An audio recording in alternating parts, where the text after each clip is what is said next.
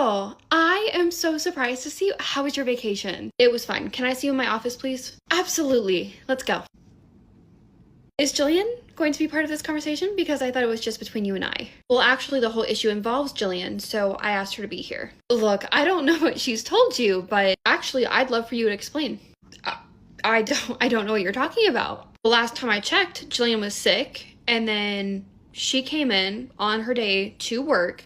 You were being disrespectful, calling her out, calling her a liar, and then she decided to leave and come back the next day when she should have worked. Yes, and I apologized, and she came back the next day to work. No problem. Oh, so you let her work that day?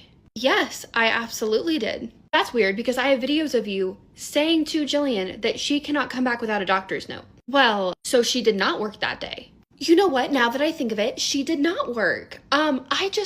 I wanted to make sure she was safe and healthy, and so I wanted to get a doctor's note for her. And so did she get a doctor's note? Nope, she didn't, and then she tried to come back to work without listening and without getting a doctor's note. Right, which is then when you called the police? She was trying to work without being on the clock, which if she would have gotten hurt, we could have gotten in trouble for that. So I was just protecting the company. Well, that's weird because Jillian said that you wouldn't let her work even though she got a doctor's note because you said it was a fake and then you called the police when she wouldn't listen to you. That is not what happened at all. You can call the officer and ask him yourself, which is what I did. And he said that she had a doctor's note and it was legitimate. You just thought it was fake and so you didn't want her to work.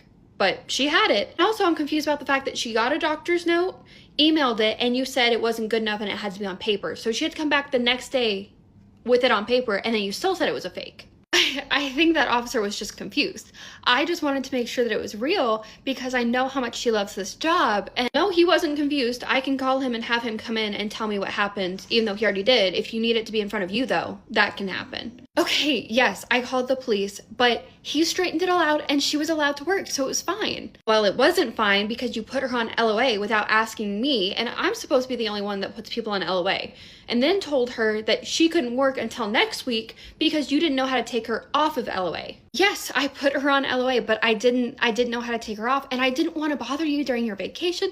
So really this whole thing was just a misunderstanding. I promise. Okay, Jillian, what do you have to say about that? Well, I guess I just have one thing to ask Tiffany.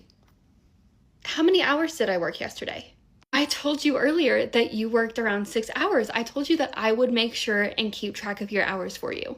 And you're 100% sure about that? Yes. Interesting.